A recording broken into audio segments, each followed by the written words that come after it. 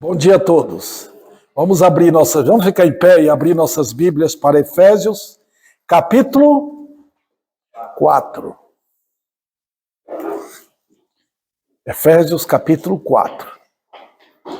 Vocês que chegaram agora, vocês estavam sentados no carro, agora vamos ficar todo mundo em pé. Ok? Efésios, capítulo 4. Gente, que friozinho gostoso, né? Hoje pela manhã ali na rodoviária estava uns 7 graus. Estava frio. E aquela baixada lá é fria, né? Vocês já sabem. Vamos ler então, capítulo 4, versículo 25. Eu vou fazer todo o esforço de terminar o capítulo até o versículo 32. Vamos acompanhando aqui. Eu não quero correr muito, porque a gente passa por cima de determinados detalhes, né? Vamos lá. Por isso, deixando a mentira, fale cada um a verdade com seu próximo, porque somos membros uns dos outros. Irai-vos e não pequeis. Não se ponha o sol sobre a vossa ira, nem deis lugar ao diabo. Aquele que furtava, não furte mais. Antes, trabalhe fazendo com as próprias mãos o que é bom, para que tenha com que acudir ao necessitado. Não saia da vossa boca nenhuma palavra torpe, e sim unicamente a que for boa para edificação, conforme necessidade, e assim transmita graça aos que ouvem. E não entristeçais o Espírito de Deus, no qual fostes selados para o dia da redenção. Longe de vós toda amargura e cólera e ira e gritaria e blasfêmias, bem assim toda malícia. Antes sede uns para com os outros, benignos, compassivos, perdoando-vos uns aos outros, como também Deus em Cristo vos perdoou. Vamos orar. Recebe, Senhor, nossa gratidão, louvor a Ti, por esse momento tão importante, quando deixamos nossa casa, nosso conforto, porque Tu és digno. Jesus deixou a glória dele para vir a este mundo maligno e tomar a cruz em nosso lugar. Então agora está o nosso amor em demonstrar nossa satisfação pela Tua palavra em nossas vidas. E agradecemos e pedimos que todos que aqui vieram, Pai, sejam realmente edificados na fé. Em nome de Cristo. Amém. Podeis assentar, irmãos. Vamos rememorar algumas coisas aqui antes que entremos nos detalhes. Primeiro, os irmãos lembram que no capítulo 4, Paulo trata dos assuntos práticos. Nós vimos do capítulo 1 até o capítulo 3 a parte doutrinária. Os irmãos, acho que não vão esquecer nunca, né? Porque eu estou repetindo isso todo domingo. Quando chega no capítulo 4, ele não vai abruptamente tratando dos assuntos práticos. Ele coloca em ordem as coisas. Ele fala da igreja, da importância de cada membro estar na igreja, irmãos. A igreja é a sua família na terra. A igreja é mais importante do que, inclusive, nossa vida familiar. Porque membros da minha família, provavelmente eu não vou ver no céu. Mas todos os crentes, eu vou ver. É uma família que está aqui e está todo mundo unido, né? Eu tenho no Facebook, irmãos, várias pessoas. Eu tenho um casal lá do Japão que acompanha minhas mensagens. Um crente, ele morava aqui, né? Ele mudou com a esposa para o Japão. Eles amam a palavra de Deus. Tem crentes lá, tem crentes por todo lugar. Aqui no Brasil, vários. Né? Esses dias entrou uma prima minha que eu nunca conheci, a filha do meu tio, por parte de mãe. Ela mora lá na Bahia, ela entrou também. E crente em Cristo. Então, irmãos, esse é o povo de Deus. Agora, a igreja local onde você está vindo, você não pode faltar. Porque se faltou na igreja, acaba com sua vida, irmão. Tá? A igreja é o lugar onde se trabalha. Lute para trabalhar para Deus através da igreja. Não entre nesse perigo, o perigo de dizer, você é crente em minha casa. Não faça isso, não. Você precisa, claro, da sua casa, mas lá você tem a Bíblia, você tem um pastor para quem você vai ligar e pedir ajuda, tá? E você tem suas atividades, mas a igreja você precisa estar. Você tem que lutar pela unidade da igreja. Lutar, irmão. Tá? Agora, outro detalhe, queridos irmãos, que nós vimos aqui no capítulo 4, no início, foi o que Cristo fez pela igreja. Tá? Nota como Paulo vai devagar no assunto, né? Ele fez o quê? Ele levou cativo o cativeiro. Nota a coisa mais importante, irmãos, que a gente pode ver, a coisa sobrenatural, é que Cristo acabou com o cativeiro aqui. Ele levou todas essas hostes inimigos, o que era cativo aqui ele levou. Acabou. Então você vê pessoas agora, homens e mulheres se convertendo a Cristo, livres, não servindo mais o pecado, e Deus colocou vários deles para, vamos dizer assim, prestar ajuda à igreja. E aí nós vimos 4 dons, e eu não posso esquecer de lembrar os irmãos. Os 4 são, espero que os irmãos lembrem, né?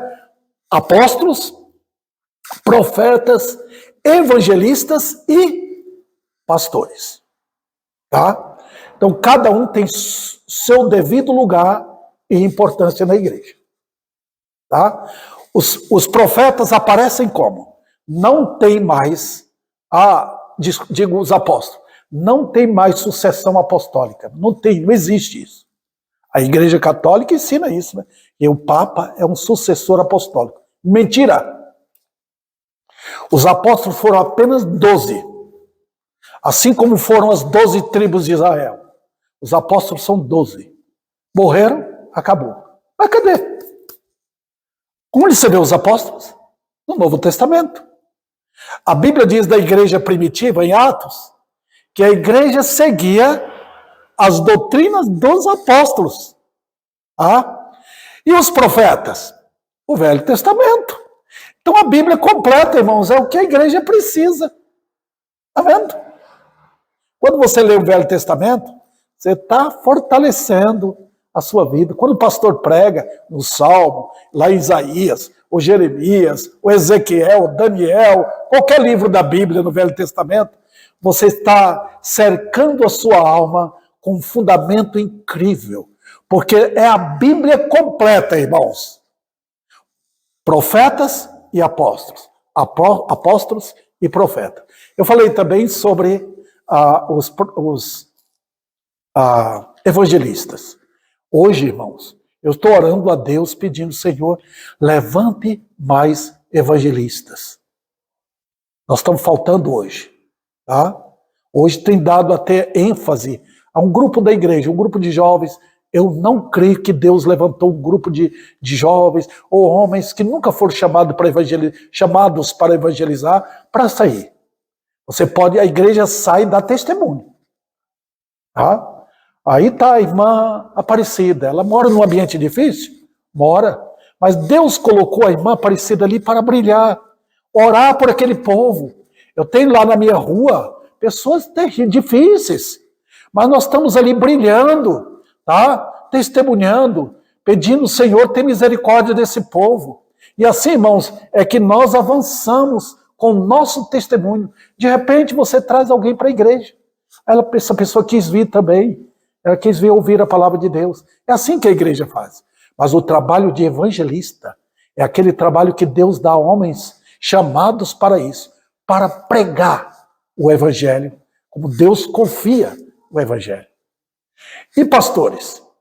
Pastores são aqueles que foram preparados. Por isso, irmãos, é importante um seminário. Um pastor que não tem preparo, como é que ele vai ajudar a igreja? Irmãos, tá?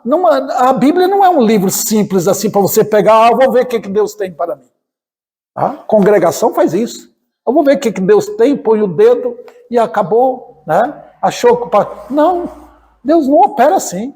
Nós temos, irmãos, um seminário onde um pastor fica, alguém que está estudando, pelo menos 4 anos, se preparando para pregar a palavra. Então eu recomendo, até tenho falado com pastores jovens, gaste tempo na Bíblia. Mesmo que vocês fizeram o seminário, gaste tempo neste livro aqui. O livro de Deus é um tesouro que você nunca esgota. Nunca. Você tira a água de uma cisterna, você sempre vê água lá. Mas pode chegar um tempo que não tem mais, está seco. A Bíblia não. A Bíblia é um tesouro inesgotável. Um pastor cuidadoso com a Bíblia, ele pode passar o tempo dele até a morte dele, numa igreja só, pregando e pregando e pregando e pregando e pregando e ensinando a palavra. Ele tem que ser doutor nisso. Os irmãos entenderam aqui? Ele tem que ser um teólogo nisso, para passar para a igreja os mistérios de Deus. Agora, depois eu passei para os irmãos o quê? Lembra que aqueles ensinos que Paulo vai devagar? Qual a atividade? Vocês não vão mais imitar o mundo. Não imitem o mundo. O problema hoje, irmãos, é que os chamados evangélicos estão imitando o mundo. Estão trazendo para dentro da igreja o mundo, através da música, de palavrão, de costume e de outras coisas. O que se vê é o mundanismo dentro das igrejas. Quando a igreja está assim, irmãos, a coisa está um fracasso para o evangelho. É terrível. Não, a igreja tem que ser diferente. Estou falando aqui de questão externa, não. Envolve isso, tá? Você não precisa preocupar com a parte externa. Como uma mulher se arruma, a estética dela na vida, né? A roupa. A Bíblia trata do coração. Então você não pode imitar os ímpios nos maus costumes deles. Então tem 3 coisas que o crente deve fazer. Primeiro, despojar. Eu falei para os irmãos, lembra? Despojar de quem? Os irmãos lembram? Do velho homem. Tá? Não que você tenha mais o velho homem. Quem é crente, o velho homem morreu. Morreu. Não tem mais aquele revoltado contra Deus. Ele morreu. A cruz dá um golpe no velho homem. A morte de Cristo na cruz deu um golpe para matar o velho homem. Tá? Enquanto o homem não morrer seu ego, sua revolta, sua soberba contra Deus, fazendo o que quer, enquanto isso não acontecer, ele não se torna crente. Conversão e a cruz em arrependimento diante de Deus. O enfoque é o temor a Deus, irmãos. Não é o temor ao pastor, não. Não é o pastor que vai mandar na vida dele. É ele o temor a Deus. Quando começa assim, você pode ter certeza, foi Deus que começou. É um novo homem que nasceu ali. Então despoje o velho homem. Não deixa o velho homem sem nada. Joga fora tudo aquilo que você tinha antes no passado. Eu falava assim, parou. Tá? Eu era desse jeito, acabou. Não tem mais. Morreu tudo. Tem maus costumes que vêm da carne. Aí é outra coisa. Então despojar. Tá? Tira os instrumentos de guerra, joga tudo fora. Segundo lugar, que eu falei para os irmãos, é renovar. Quer dizer, entra no banheiro e toma um banho espiritual. Purifique você cada dia. Como é que você faz? Nota, não é salvação não, irmão. Salvação é pelo sangue. Cristo já purificou você. É o dia a dia. Volta para a palavra. Eu sempre tenho falado isso para os irmãos. Gaste tempo na Bíblia. Não é lá vindo na igreja colocando isso aqui meramente no domingo e usando como desodorante, né?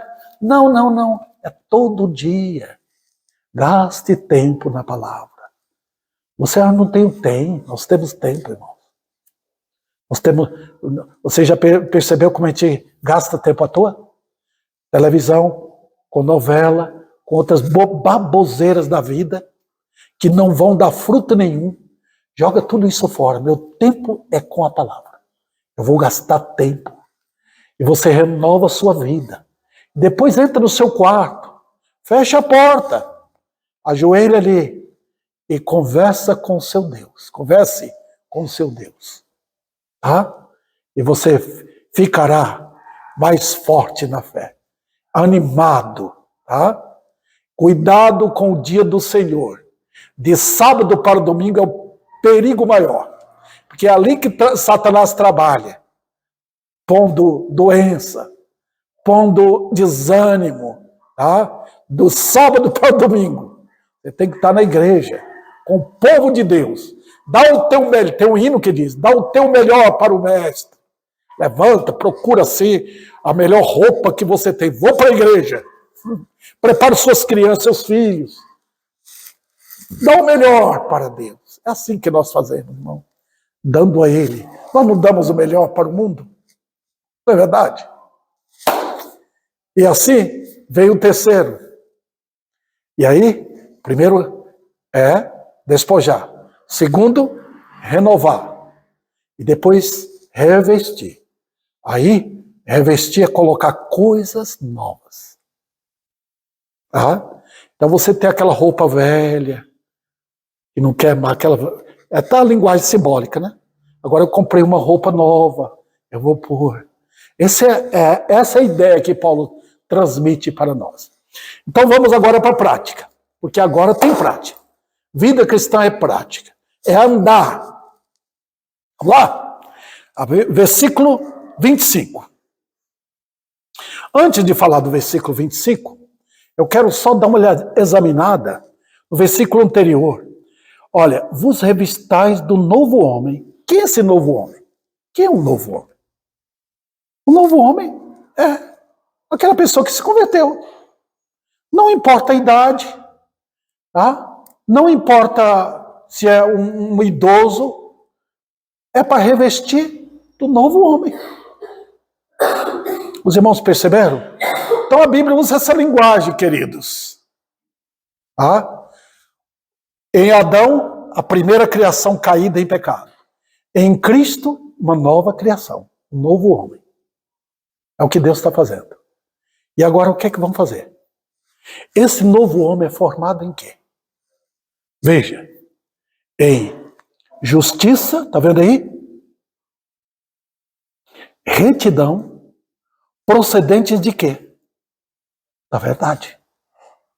Eu quero perguntar, vocês que têm vindo aqui, vocês têm recebido mentiras? Onde tiver um pingo de mentira, a verdade deixa de ser verdade. Se você pega um balde de água pura e colocar uma gota de veneno, já perdeu tudo. Mas se não for a verdade, não adianta, não vai ter efeito.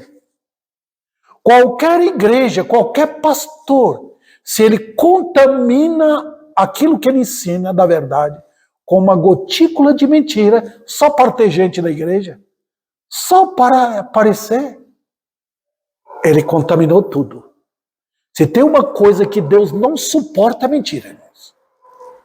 Nós temos que ter cuidado em zelar pela verdade. É por isso, irmãos, que a Bíblia diz em Provérbios, compra a verdade. E depois que comprar, não vende. O Michael, ele estava vendendo um carro, né? Ele não precisa mais daquele. Ele comprou outra. A questão das coisas de Deus é assim. Eu achei a verdade. Aquilo é verdade? Então é um tesouro que eu não posso vender. Judas viu a verdade e vendeu por causa de 30 moedas de prata. Está vendo? Quantas pessoas ouviram a verdade? Jogaram fora. Querem um evangelho barato. Ninguém dá valor para coisa barata, irmãos. Não tem valor. Nós estamos lutando aqui pela verdade. E eu quero ver Deus operando. Homens e mulheres pagando o valor. Custe o que custar. É a verdade. Eu até falei no carro agora quando estava vindo. Que pessoas levantam cedo no domingo. Vão para uma entidade evangélica chamada evangélica por causa de superstição. Se gastam para isso. Vão longe pela mentira e pela verdade. Não tem valor? Compra a verdade e não vende. Bom? Então, na verdade, nós temos duas coisas. Justiça e retidão. Está vendo? Está vendo o versículo 24? Deus quer, da nossa parte, justiça. Mas que justiça é essa? A justiça perfeita de Cristo. Vamos para os atos nossos? A primeira coisa que aparece aqui, no versículo 25. Deixe a mentira. Os irmãos estão vendo agora porque Paulo trata primeiro da mentira. Porque nós viemos da mentira. Você sabe que quando entrou o pecado, entrou com a mentira. Lembra quando Satanás, ou a serpente, Satanás através da serpente, né? Ele chegou para Eva e falou o quê? Jogou dúvida em Deus. Foi assim que Deus disse? Está vendo? A mentira é sempre assim. Foi assim que Deus disse? Mas não é verdade. Deus está tirando de você os privilégios. O mundo sempre foi assim. E agora? O que aconteceu conosco depois disso? Entramos no território da mentira. Por isso que a Bíblia diz, você não crê. O homem é nascido do diabo. João 8,44. Ele é o pai da mentira. Quando eu nasci em 1953, sabe por que eu vim ao mundo? Eu vim ao mundo para mentir. Mentir contra Deus. Os meus caminhos foram medidos por mim para dizer Deus está errado. Eu estou certo. Ele é mentiroso. Eu sou da verdade. Salmo 58:3. O ímpio nasce e profere mentira. Mentira. Dá uma olhada nos nossos filhos, irmãos. Eles nasceram anjinhos? Nasceram bonzinhos? Não. Nasceram para mentir. Eu tenho falado para os irmãos, a família é uma bênção de Deus à sociedade. Porque quando o pai teme a Deus, a mãe teme a Deus, eles treinam os filhos, disciplinam, corrigem, tira aquilo que é mentira. Você está errado. O homem nasce no pecado, disposto a extravasar seu caminho com maldade. Ele está declarando em cada ato dele, Deus errado, sai da frente, eu não quero saber. O senhor é mentiroso. O senhor está dizendo que eu faço é pecado? Não é. É o senhor que é mentiroso, sai da frente. Eu vou fazer o que eu quero. Você sabe qual era o costume das famílias israelitas no Velho Testamento? Um homem que temia Deus, um judeu, ele pegava o filho desde pequeninho, instruía um filho no Deus da Bíblia. Por isso que Deus falou com o povo de Israel, ensina o filho a temer a mim. Eu tenho visto hoje, irmãos, a maior ocupação das famílias hoje é preparar o filho para ganhar dinheiro, a filha para ser uma profissional e não temer a Deus. Está vendo? Que tristeza. Olha a situação que está. Mas vamos voltar para nós agora. Só estou mostrando esses princípios que regem a vida do incrédulo. E depois que nós tomamos, se nós nos convertemos a Cristo, o que um crente é? Ele é uma casa de vidro. Dizem que o pastor, eu me lembro do livro que eu li, eu acho que eu tenho esse livro lá em minha casa ainda, A Vida de um Pastor. Diz que a vida do pastor é igual a uma casa de vidro. Todo mundo vê a vida dele. Todo mundo olha. O que é que ele está fazendo? Olha, não diz que é pastor? Mas notem, irmãos, a vida do crente deve ser assim. Você não tem nada a esconder. Você fala a verdade. É por isso, irmãos, que a conversão é importante. O arrependimento é importante. Quando o pecador vai a Cristo, ele vai em confissão. A confissão é uma saída. É como se abrisse o portão e a miséria que está lá dentro vai embora. Saia do coração. Deixa Cristo entrar. É o Salmo 24. Entra o Rei da Glória.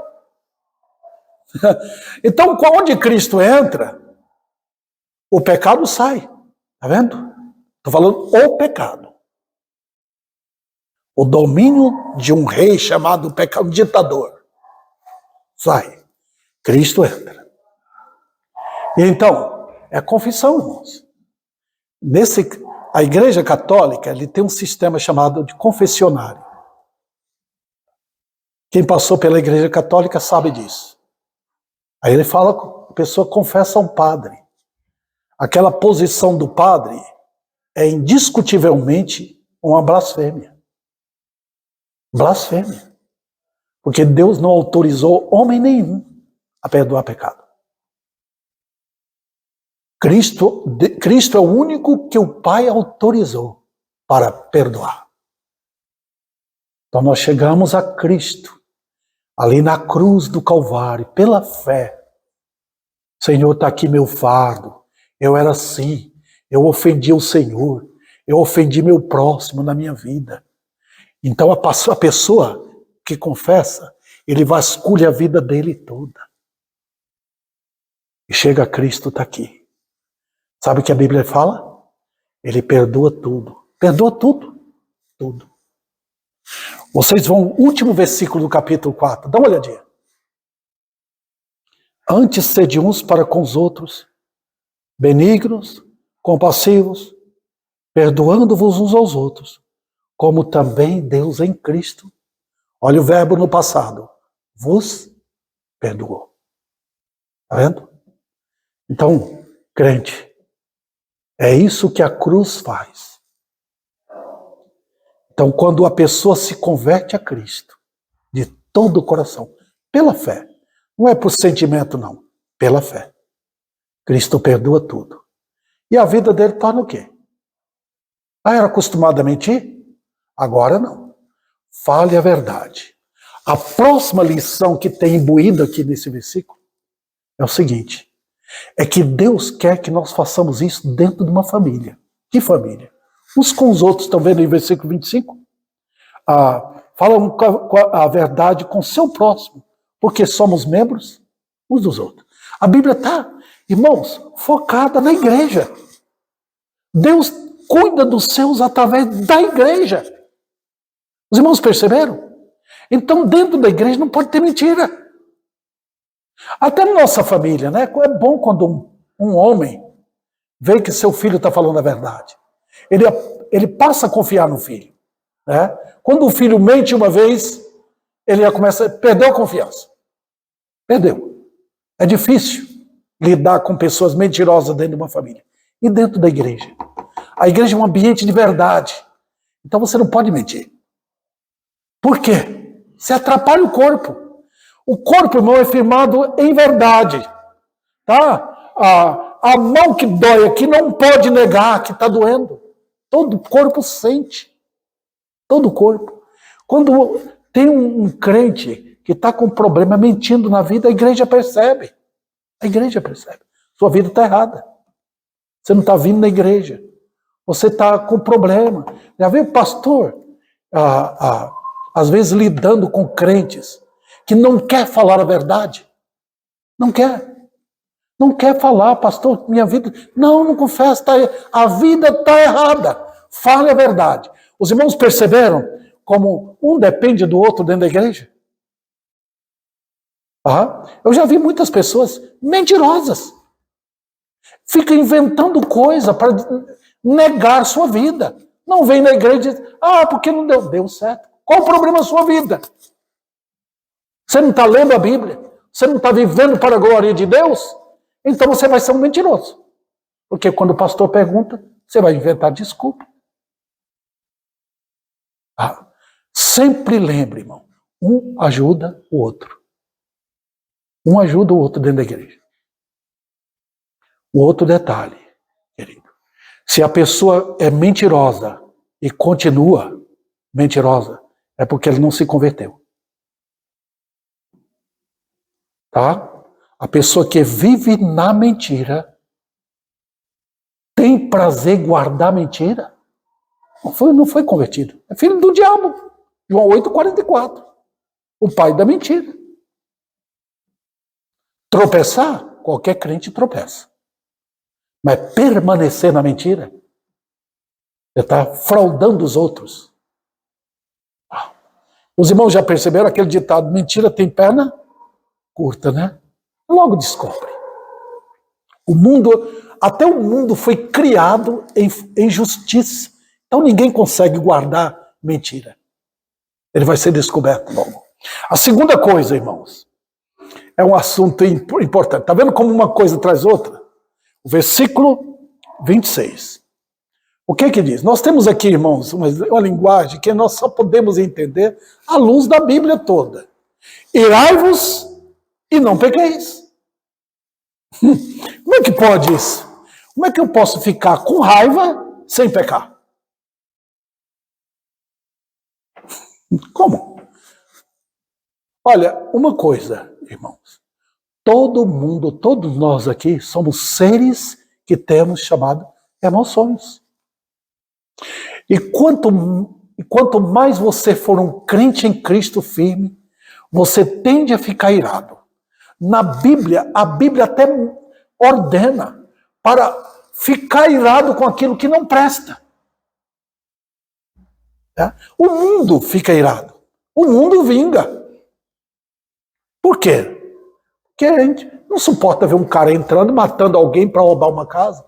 O mundo fica irado, quer pegar aquela pessoa. É certo? É. Tem que ter vingança. Tem. Mas aqui para os crentes tem um detalhe. Tem uma janela aberta de escape. A casa não pode ficar fechada quando pega fogo. Você tem que ter um lugar de abertura para você sair. Não é? E no caso dos crentes, tem a ira? Tem. Você pode ficar irado? Fica. Mas ele diz, não pequeis. E aqui tem um jogo de palavras, irmãos, que eu tenho que explicar com cautela para os irmãos saber. O que a Bíblia quer dizer com isso? Como é que eu posso ficar irado sem pecar? Pode. É quando você não toma a ira para tratar com vingança da pessoa. Puxa vida. Tá certo isso? Tá. Eu vou mostrar de duas maneiras para vocês. A primeira, está aqui no versículo. Veja, olha o que diz. Não se ponha o sol sobre a vossa ira. Veja, ele está dizendo o quê? Não deixe o sol se pôr sobre a vossa ira. Significa que você está guardando aquilo, que chega um momento que você dorme com aquilo, você pensa naquilo e você planeja contra aquilo que alguém fez contra você.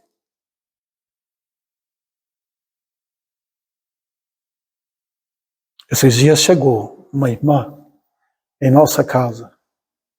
Ela que pedia conselho para mim. Ela não é daqui da nossa igreja. Mas ela estava com raiva do marido. Porque ele tratou mal. Então, qual era o perigo para ela? Deixar o sol se pôr. E ela estava deixando. Sobre a ira dela. A ponto de querer abandonar o marido. O que é que urgentemente tem que fazer? Não se ponha o sol sobre a vossa ira. Mas de que maneira, gente? Opa, aí nós vamos para outro detalhe. Quando você não tem uma explicação clara no texto, você corre para outro texto. Tá? Em Romanos capítulo 12, diz, não vos vingueis a vós mesmos, mas dai lugar à ira. Opa! Não vos vingueis a vós mesmos, amados. Quer dizer, eu não posso pegar o revólver, na linguagem de Paulo, não pega a espada, não, e ataca os outros. Deus não nos chamou para isso. Ele diz, dai lugar à ira. Mas a minha ira, não. A ira de quem? A ira de Deus. É impressionante, irmãos, porque determinadas coisas você tem razão. Alguém vai lá na casa do Michael, ou onde ele trabalha, rouba ali. A vontade dele é ele pegar o cara e matar. Tem razão? Tem. É justiça. Mas note como a Bíblia fala para o crente. Não pegue a espada para vingar a você. Por quê? Qual a razão? Então, dai lugar a mim. E aqui, irmãos, é uma lição de amplitude incrível na Bíblia. Há uma razão. Deus está dizendo que nós somos o povo da misericórdia. Misericórdia. E outra coisa, ele tem os meios dele? Tem. Quando a justiça falha, como falha aqui no Brasil, né? Aqui no Brasil nós estamos nessa época, irmãos, de que o perverso é tratado como se fosse justo. Eles hoje aqui no Brasil estão celebrando Barrabás e crucificando Cristo. A coisa está desse jeito. Eles estão dizendo que Judas é um herói e que Cristo é um criminoso. Está vendo, irmãos? Então Deus sempre autorizou autoridades para punir o mal. Na nossa casa, por exemplo, se um filho é rebelde, o que a Bíblia manda fazer? Disciplina o filho. Disciplina. E tem 3 maneiras porque eu tenho que disciplinar um filho. Por desobediência, falta de respeito e falta de responsabilidade.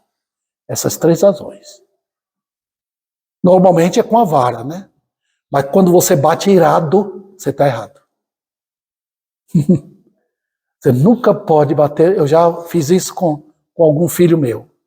Eu tive que voltar para ele e pedir perdão. Você nunca pode bater irado.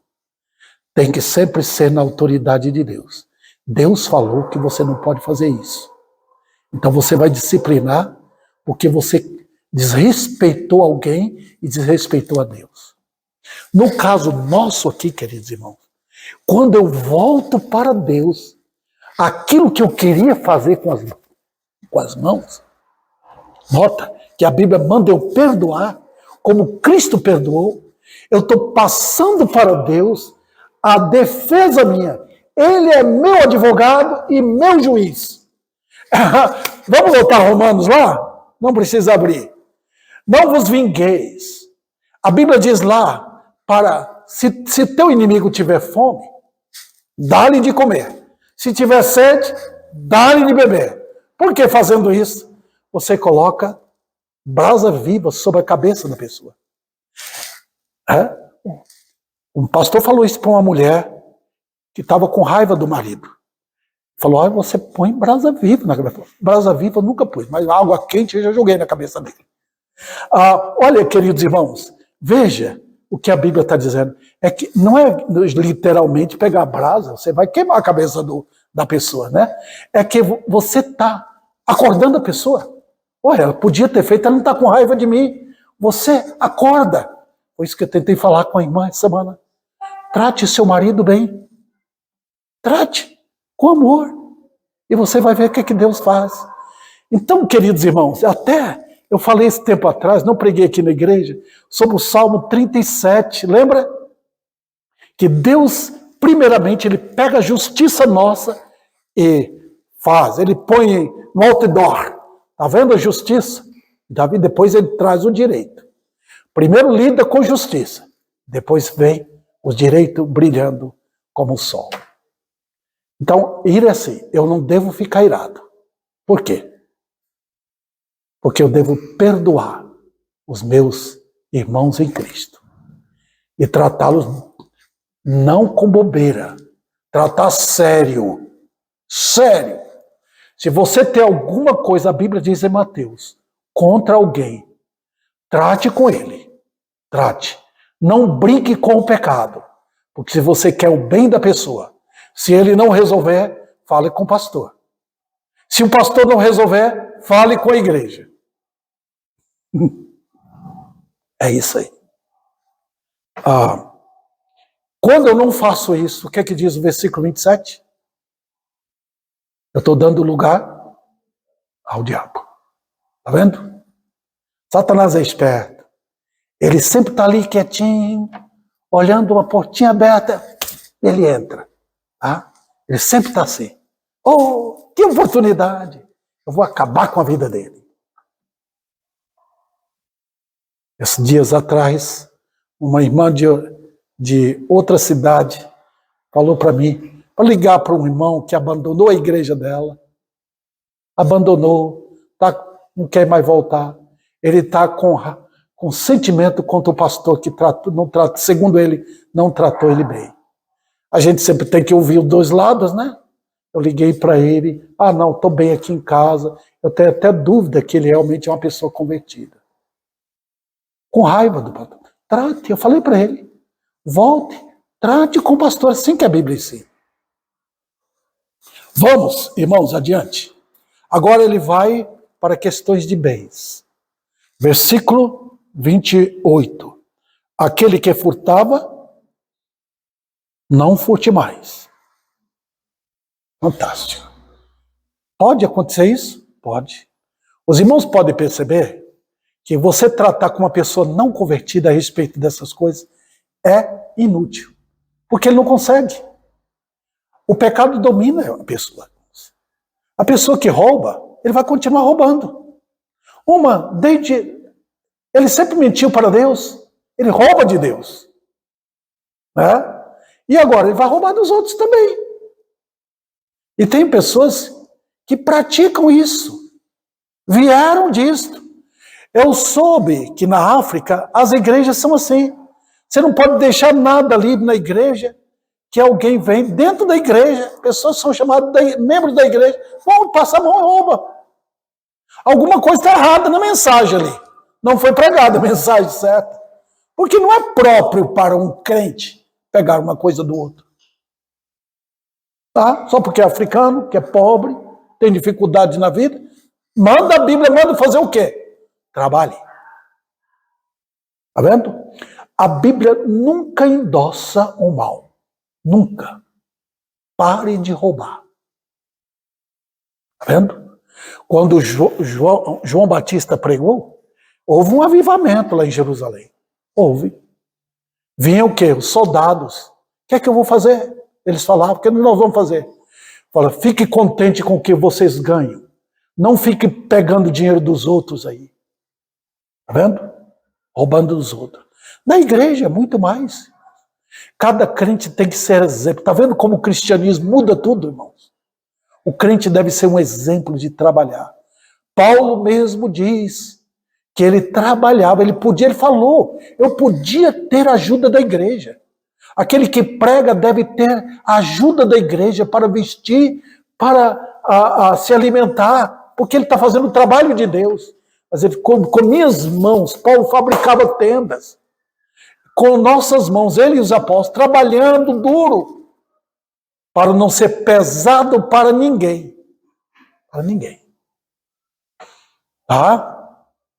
Olha, irmãos, nosso dever no mundo como está hoje é o exemplo de ser trabalhador, trabalhadores, para nós termos com que ajudar os outros, sempre tendo em mãos com o que servir. Não jogue o dinheiro seu fora. Sempre tenha para servir a quem precisa. Às vezes dentro da igreja, tem. A Bíblia diz os domésticos da fé. Nós temos que atender. Tem aquele irmão que está com necessidade. Puxa, nunca dá direto. Use a igreja. Nunca. Nunca dê direto para a pessoa. Porque você tem que usar a igreja. Para a honra não ser sua. Ser de Cristo. Passe para o pastor, ou na sessão da igreja, ali fala, eu quero dar minha oferta tal, para aí a igreja cuida em ajudar, por exemplo, uma viúva, né, um órfão, né, um irmão que não está achando serviço de maneira nenhuma, precisa ser ajudado, precisa ser. A igreja não pode deixar qualquer irmão passar necessidade. Ela tem que atender, é dever da igreja. Tá? E, queridos irmãos, é assim, crente deve ser trabalhador. Em 2 Tessalonicenses, Paulo fala contra irmãos que não trabalha, que come na custa dos outros. Isso é vergonhoso. Ele está dando mau testemunho. O crente deve ser frutífero no trabalho. Ganhar um dia, ganha pouco, ganha. Ninguém morre de fome, não. Nós não temos aquilo normalmente que nós queremos ter, mas temos aquilo que precisa. E aquilo que Deus deu é um salário mínimo? Dá para viver. O Senhor sempre dá aquilo que nós precisamos, né? E honrando a Deus. Se puder ganhar mais, tudo bem, Deus está abrindo porta, tá? Posso ganhar mais. Sempre trabalhando, pensando em como servir. Eu tenho ainda alguns minutos. E eu vou para a próxima aqui. E aqui vem, irmãos. Agora é cuidar da nossa boca. E esse aqui é o pior. Por quê? Porque a boca é o canal que mostra quem é você no coração. Diz, não saia da vossa boca nenhuma palavra torpe. Olha, irmãos, eu sei onde os comunistas chegam. Com o tempo, eles vão tirando os bons costumes do país e vão colocando maus costumes. E você sabe, os homens todos estão podres no coração. É do coração, não dos comunistas, não. Eles somente rasgam o coração e deixam aí. Que o homem é do coração que brota palavrões, malícias, maldades. Sai pela boca. Tá vendo? E nós estamos vivendo esse tempo agora, onde mulheres, você está lá dentro de casa, e na rua sai palavrões, imoralidade. Ninguém respeita uma senhora casada, um homem casado, um pai de família. Ninguém respeita mais. Hoje o que é deboche isso. Eles falam com desdém. E quando nós chegamos a ser crentes, o que nós devemos fazer? Ainda podemos ter maus costumes. Trouxemos do velho homem maus trapos de imundície. E o que temos que fazer? Jogar fora. Jogar fora. Eu conheci um pastor, quando o filho dele falava palavrão, ele pegava, vai lá e lava a sua boca com sabão, antes de vir falar comigo. Queridos irmãos, palavrão, palavras feias, elas chegam como bomba, elas não ajudam o ambiente, elas estragam o ambiente, elas jogam num ambiente de censura, de maldade, não edificam. Então, se você leva essas coisas para dentro de casa, ou mesmo abre a televisão para pessoas ficar falando palavrão, ou mesmo a internet, tendo essas coisas, você simplesmente destrói sua casa. Então, nós não podemos ter. Então, tem dificuldade? Tenho. Às vezes, falando palavrão, normal, porque eu falava, tem que deixar fora, jogar fora. A palavra aqui, torpe, significa podre. É como se estivesse saindo sapo da sua boca. É como se estivesse saindo barata da sua boca. Alguém diz que boca fechada não entra mosca. Mas eu falo o contrário. É boca aberta que saem as moscas. Porque é do coração. Não é verdade? Então, o que temos que fazer? Parar. Eu falava aquele meu... Não, para. Joga fora. Irmãos, lutar para ter bons costumes não é fácil. É uma luta diária, é um propósito na vida. Não vou falar. Pela fé. Tá? Mas eu... Não. Aqui, o ambiente dentro da igreja é um ambiente de palavras que edificam, que constrói vidas. Então, o que era antigo, jogue fora. Jogue fora essas coisas. O que o mundo faz lá, deixa o mundo. Fique calado. Eu sei que vocês aqui, até as irmãs, trabalham fora às vezes, e está num ambiente difícil, numa escola, num serviço. Eu sei que os irmãos aqui, todo mundo hoje enfrenta isso. Mantém sua dignidade. Porque a sua dignidade como crente é vista pelos incrédulos. E dentro da igreja é o quê? Nota, transmite graça. Graça significa o contrário de podridão. Graça significa que o ambiente é leve, é um ambiente aceitável, não é um ambiente de desconfiança. Qualquer palavrão jorra desconfiança e você fica, vamos dizer assim, vulnerável àquilo. Dentro de um lar, por exemplo, um homem tem que cuidar para não entrar essas coisas. Ali estão suas crianças, ali está sua esposa, ali está a filha, um filhinho. Então, lute para não ter essas coisas. É um ambiente de graça, de alegria, de recepção, de louvor a Deus, de ações de graça. Isso gera um ambiente de segurança, de justiça dentro de casa. Então, temos que eliminar. Tem coisas que um homem não pode levar para dentro da sua família. Fique quieto. Não leve. Porque ele está trazendo problema dentro de casa. É como colocar bombas explodindo dentro de sua casa. Vamos agora, versículo 30. Rapidamente, irmãos.